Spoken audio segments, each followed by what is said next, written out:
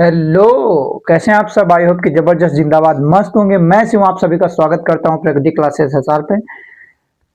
तो जैसा कि कल से आप सभी की बोर्ड एग्जाम स्टार्ट हो रहे हैं, यूपी बोर्ड वालों के एग्जाम कल से स्टार्ट हो रहे हैं, हाई स्कूल एंड इंटर के, ठीक है, जिसे ट्वेल्थ क्लास बोलते हैं।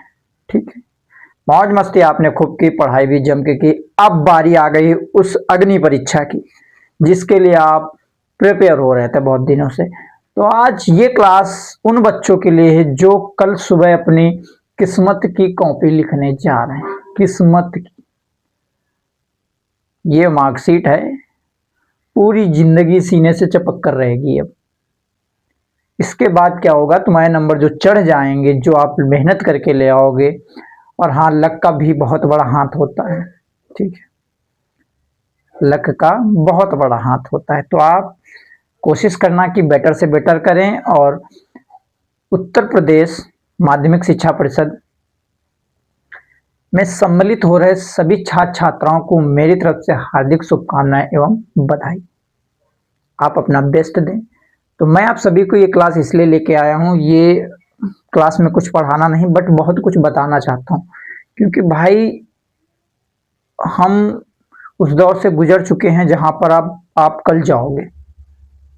ठीक है, 10th एंड 12th दोनों बच्चों के लिए है, कॉपी कैसे लिखनी है, क्या गलती नहीं करनी है। ठीक है, तो सबसे पहले आपको अपने फ्रंट पेज पे खींचा पिची नहीं करनी। खींचा पिची का मतलब सर 2 की जगह 3 करना था, लाओ काट के कर दें। सर 3 की जगह 4 करना था, लाओ काट के कर दें। तो अपना देखो, ले क्या क्या जाना है आपको? Aadhaar card, admit card, blue and black pen, black sketch. ठीक है, इतनी चीज ले जानी। लाइनिंग में अपना वक्त खराब ना करें। आप जितनी बेटर राइटिंग से लिखेंगे उतना ज्यादा। भाई लाइनिंग, सर इधर भी लाइन कर दें, इधर भी लाइन कर दें, इधर भी लाइन कर दें, इधर भी। अरे बचा क्या यहाँ पे भैया? बचा क्या यहाँ पे? खाना खाने के लिए थाली बना रहे हो? नहीं सर, कॉपी लिखने के लिए। ठीक है, हाँ मानता हूँ कि इतनी बड़ी कॉपी आती है सर, लिखने के लिए भरते नहीं है पेज, बट आपको भरने की कोशिश नहीं, एग्जैक्ट आंसर देना। ठीक है, टाइम का विशेष ध्यान रखना कि लॉन्ग आंसर है तो कितना टाइम देना है। भाई ज्यादा लॉन्ग आंसर है तो आपको 5 से 10 मिनट देने हैं। ठीक है, एक आंसर में 10 मिनट एग्जैक्ट। शॉर्ट आंसर है तो 3 से 4 मिनट या 5 मिनट देने हैं। ठीक है, अगर ऑब्जेक्टिव है तो उसमें 1-2 मिनट देने हैं, अगर नहीं आ रहा तो छोड़ दो। ठीक है, और कोशिश करना कि आंसर सीक्वेंस से लिखो। जैसे answer number first, answer number first, उसके बाद सेकंड, थर्ड, फोर्थ, फिफ्थ। ठीक है, छोड़ना कोई भी क्वेश्चन नहीं है, सारे क्वेश्चन करके आना है। मेरी तरफ से आप सभी को बेस्ट ऑफ लक, और बढ़िया से करके आना है। बिल्कुल भी घबराहट मन में नहीं रखनी, अच्छे तरीके से करना है। तो चलिए मेन टॉपिक पे बात करते हैं, कॉपी किस तरह लिखनी है। ठीक है, तो सबसे पहले आपको क्या करना, अपना टाइम वेस्ट किए बिना आपको सबसे पहले क्वेश्चन नंबर फर्स्ट पे जाना। तो आपको वहां पे क्वेश्चन नहीं लिखना, आपको लिखना है आंसर नंबर फर्स्ट। हालांकि मेरी राइटिंग खराब है बट अपनी राइटिंग सही करके लिख के आना। तो आंसर नंबर फर्स्ट लिखना है। ठीक है, उसके बाद आपको यहाँ पे आंसर नंबर फर्स्ट का जो भी पार्ट लिख रहे हो, भाई पार्ट में रहेगा ना, तो आंसर नंबर फर्स्ट का पार्ट का खा जो भी हो, ठीक है, वो डालेंगे। उसके बाद यहाँ से आंसर राइटिंग लिखना स्टार्ट करेंगे। ज्यादा टाइम आपका लाइनिंग में वेस्ट नहीं करना है कि कॉपी को सजा दें बहुत अच्छे से तो बहुत अच्छे नंबर मिलेंगे। नहीं, बहुत अच्छा, मतलब बहुत अच्छी सजाने से कॉपी और बहुत ज्यादा भरने से नंबर नहीं मिलते, ये चीज याद रखना। ठीक है, बहुत अच्छा सजाने से, बहुत ज्यादा भरने से नंबर नहीं, नंबर मिलते हैं आपकी राइटिंग के और आपने कैसे लिखा है, ये मैटर करता है। ठीक है, अभी नहीं कि पूछ लिया सूरदास जी का जन्म पूछ जीवन परिचय पूछ लिया, आपने उनकी सब कहानियां लिख दी। मतलब कहानियों का मतलब सूरदास जी बचपन में ये करते थे, वो मतलब बना के, वो सब नहीं लिखना। आपको बिल्कुल एग्जैक्ट भी किसी को लर्न नहीं होता भाई। लिखना क्या है कि जितने भी कवि और लेखक थे, सभी का जीवन बचपन में कठिन ही था। ये चीज पॉइंट मेन है, ठीक है।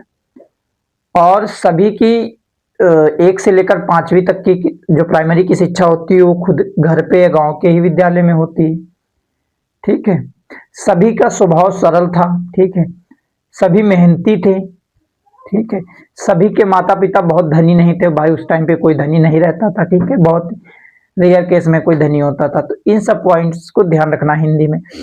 मैथ्स में क्या करना है आपको, मैथ्स में क्या करना है, मैथ्स के लिए मेन देखो, तो कहते हैं ना कि स्टेप मार्किंग होती है। स्टेप मार्किंग कुछ नहीं बेटा, स्टेप मार्किंग तो होती है, बट आपने जैसे कोई क्वेश्चन लिखा हो तो सबसे पहले आपको क्वेश्चन लिखना है। यहाँ पे मैंने बताया आंसर नंबर, पार्ट लिखना है। पार्ट लिखने के बाद आपको क्या लिखना है, सॉल्यूशन।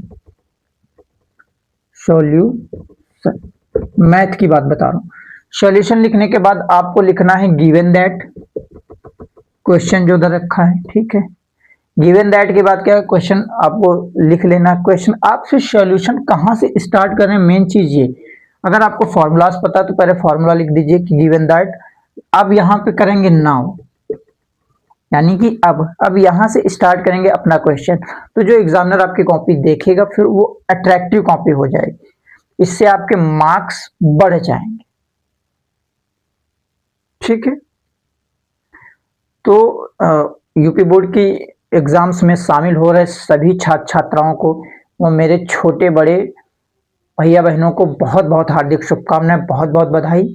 और हाँ, कोई भी गलती नहीं करना, मतलब गलती का मतलब मैंने जो था फ्रंट पेज पे कुछ गलत नहीं भरना, ठीक है। और डॉक्यूमेंट्स आधार कार्ड, एडमिट कार्ड, ये तो कंपलसरी है। और भी जो आपके पास डॉक्यूमेंट्स हैं आइडेंटिटी के लिए वो लिए जाना, अपना स्कूल आइडेंटिटी कार्ड जरूर लिए जाना, ठीक है। हो सके तो ड्रेस में जाना, ठीक है, क्योंकि हो सकता है कभी आप जा रहे हो रास्ते में आपकी साइकिल पंचर हो जाए, आपकी बाइक खराब हो जाए, तो आप अगर ड्रेस में हो तो कोई भी आपको लिफ्ट दे देगा, बट आप विदाउट ड्रेस हो तो बहुत रेयर केस में ही आपको कोई लिफ्ट देगा, ठीक है। तो मेहनत से पढ़ो, मेहनत करो, और घबराना बिल्कुल भी नहीं है। जो एग्जाम हो जाए उसकी फिर चिंता नहीं करना, जैसे कल हिंदी है तो हिंदी हो जाए, उसके बाद फिर सोचना नहीं है हिंदी के बारे में, फिर अगले एग्जाम की तैयारी करना है, ठीक है।